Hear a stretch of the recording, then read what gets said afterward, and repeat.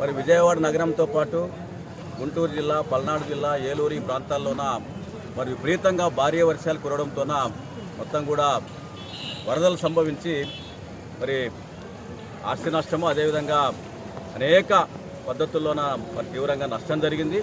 మరి వరద బాధితుల్ని ఆదుకోవడం అనేది ప్రతి ఒక్కరి బాధ్యతగా భావించాల్సిన అవసరం ఉంది. ఈరోజు విజయవాడ నగరం చూస్తూ ఉంటే అసలు సర్వస్వం కోల్పోయి కంప్లీట్గా కూడా నిరాశ్రయులయ్యారు. లక్షలాది మంది ప్రజలు మరి పంట నష్టం జరిగింది, ఆస్తి నష్టం జరిగింది, ప్రాణ నష్టం జరిగింది. మొత్తం కూడా అన్ని రకాల అంటే తినడానికి తిండి గింజలు సైతం కూడా లేకపోవడంతోన పూర్తిగా నిరాశ్రయులయ్యే అన్ని సర్వస్వం కోల్పోయినటువంటి ప్రజల్ని ఆదుకోవాలనే ఉద్దేశంతోన మరి సిపిఐ ఆధ్వర్యంలోన జిల్లా వ్యాప్తంగా కూడా అన్ని ప్రాంతాల్లోన డబ్బు రూపేనా, అదేవిధంగా వస్తు రూపేనా, బియ్యము, బ్యాళ్ళు, వాటర్ బాటిల్స్, బిస్కెట్స్ రకరకాల అన్నీ కూడా ప్రోగు చేసి మరి వారి సహాయార్థం పంపడం జరుగుతూ ఉంది. మరి ఎమ్మినూరు మరి ఇక్కడ ఉన్నటువంటి మా పార్టీ నాయకత్వం మరి మిత్రుల్ని, శ్రేయోభిలాషులందరినీ కూడా సంప్రదించి దాదాపు 30,000 రూపాయలు పైగా విలువ చేసే వాటర్ బాటిల్స్, బిస్కెట్స్ తదితర వస్తువులను కూడా సేకరించారు. ఈరోజు మరి విజయవాడకి వరద బాధితుల సహాయార్థం వీటిని పంపడం జరుగుతూ ఉంది. ఇంకా అందరూ కూడా మరి ప్రజలంతా కూడా మానవతా దృక్పథంతోన ప్రతి ఒక్కరూ బాధ్యతగా భావించి మరి వరద బాధితుల సహాయార్థం మరి ఆదుకునే దాంట్లోన విరివిగా ముందుకు రావాలని చెప్పి అందరం కూడా విజ్ఞప్తి చేస్తూ ఉన్నాం. ఆ పద్ధతుల్లోన స్పందించాలని చెప్పి తమ చేతనైన కాటికి సహాయం చేయాలని చెప్పి, సహకరించాలని చెప్పి అందరం కూడా కోరుతా ఉన్నాం.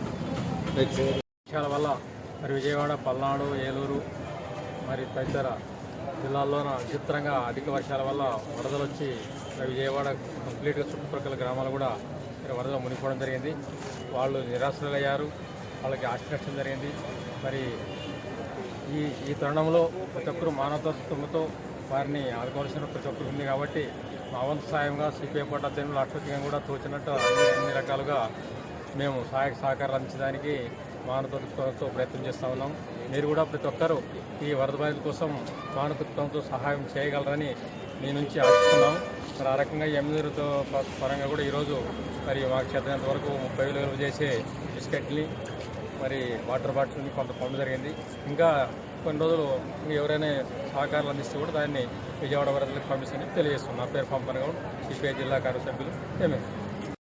బస్ స్టాండ్ ద్వారా పంపడం చాలా గర్వకారణం. మా డిఎం గారు కూడా ఒప్పుకున్నందుకు చాలా సంతోషం. వాళ్ళకు రిసీవ్ చేసుకున్నాం మా ఐదు తరఫున. బస్ స్టాండ్ల ఆవరణంలో ఈ విధంగా ఎప్పుడు జరగలేదు, ఎప్పుడు ఒక బస్సు కూడా పంపలే. ఫస్ట్ టైం ఇది చాలా సంతోషము. అంత వాళ్ళు చేసిన మా ఏపీ వాళ్ళు అలా చేసి విజయవాడ వరద బాధితులకు గాను మన సిపిఐ పార్టీ తరఫున మరి మానవతా దృక్పథంతో వరద బాధితులకు మరి వాటర్ బాటిల్ అయితేమి, మరి అంటే బిస్కెట్ ప్యాకెట్లు ఏమి మరి సహాయార్థం చేస్తున్నారు. కాబట్టి ప్రతి ఒక్కరు కూడా మరి దీన్ని దృష్టిలో పెట్టుకొని మానవతా దృక్పథంతో మరి మనకు తోచిన సహాయం చేయగలని మరి నేను కోరుకుంటూ సెలవు తీసుకుంటాను.